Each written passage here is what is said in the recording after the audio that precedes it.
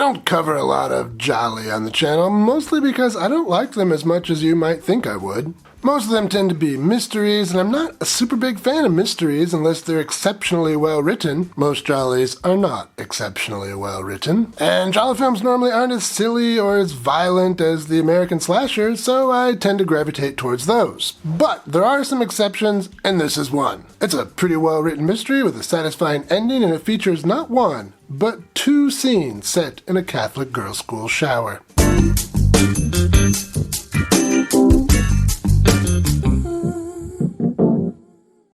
Welcome to Exploitation Reviews, and me, Rob, and today I'm taking a look at What Have You Done to Solange from 1972. This film was a sizable hit back in 1972, despite being criticized for being shamelessly salacious in its exploitation of girls as sexual objects.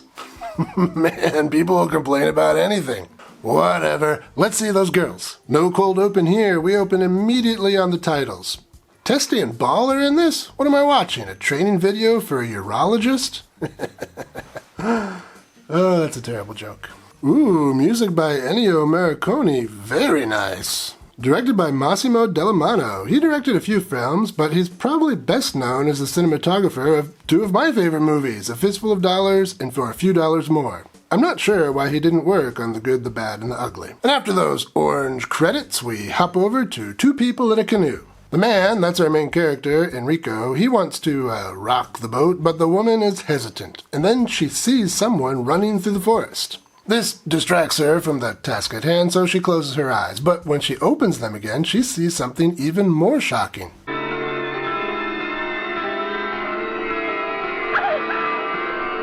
Yowza, be careful where you put that thing. Later on, the man is at home with a woman who is not the woman in the canoe, and he hears on the radio that a young girl was found murdered on the bank of a river. He drives out to where he was with the canoe girl, and yeah, that's the murder scene, so she wasn't just imagining things. And then Enrico is off to work. He's a teacher at a Catholic school for girls. The police are already there, and they show pictures of the murder victim to the teachers. That knife is quite long and in a very uncomfortable place. And our guy knows who the girl was. She was one of his students. And we soon find out that the woman who was in the canoe with our guy at the beginning of the film is also one of his students, so she's not really a woman at all. She says she should go to the police and report what she saw, but he tells her not to. He doesn't want any people to find out who she was there with. But unfortunately for him, an image of him at the crime scene shows up in the newspaper the next day. And the police would like to know why he was there. And he does not have a great excuse. And I know what you're thinking, hey, now would be a really great time to cool it with your relationship with a high school student. But no, Enrico doesn't think that way. Instead, he rents her an apartment so they can have a non-canoe place to rock the boat. And rock it they do. Another schoolgirl is kidnapped and murdered in that same most unpleasant way. Big knife and a little... And then, shortly after that, Enrico's high school girlfriend is murdered. But this time the MO is different. It's a bathtub drowning, not a big knife and a little... Same killer? Maybe someone else? Of course, our boy Enrico is a suspect. So Enrico decides to do a little investigating of his own. And he finds out that the killed girls were all part of the same after-school clique. And they were very naughty girls indeed. Naughty in groups, naughty with boys, naughty with each other. Enrico's girlfriend was not part of that clique, however, but another girl was, a girl named Solange, and something happened to her. But her friends deny even knowing who she was. Curious. Very curious indeed. So Enrico will have to dig deeper. Who exactly was this? Or is this Solange? What happened to her? Is what happened to her related to these murders? How does the murder of Enrico's girlfriend relate to the other ones? So many questions, but that's enough out of me as far as plot goes. Let's talk some highlights. Well, this movie has those giallo features that everyone loves. It's a fun little mystery with a little sleaze, a little violence, red herrings, clues, people seeing things, Catholic schoolgirls. All of those things giallo lovers love. And this movie even goes beyond those things that we love and delivers some extras like good acting and some good camera work and a really very nice score from Ennio Morricone. If you're a giallo fan and haven't yet seen this one, go watch it. It was a big hit for a reason.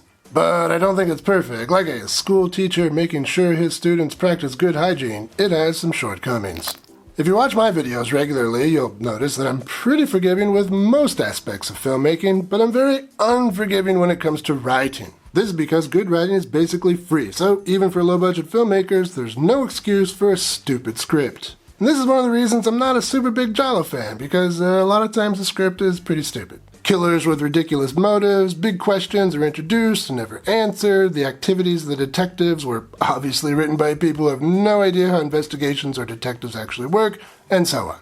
And this movie does have some of that. From busting into a guy's house in the middle of the night and forcing him to look at a lineup? No. I mean, okay, police can compel witnesses to make a statement, but they're not going to drag someone out of bed in the middle of the night and make him look at a lineup. And why does this witness act so weird anyway? It makes no sense. Detectives also make a big deal out of finding dead hair under the nails of a victim. Really? Dead hair? As opposed to Medusa hair that has a life of its own? All hair is dead. Detectives would know that. But these are minor quibbles, don't let them turn you off. This is a pretty well put together movie. It's a compelling mystery that plays out in a surprising but still believable way, and it features not one, but 2 Catholic schoolgirl shower scenes.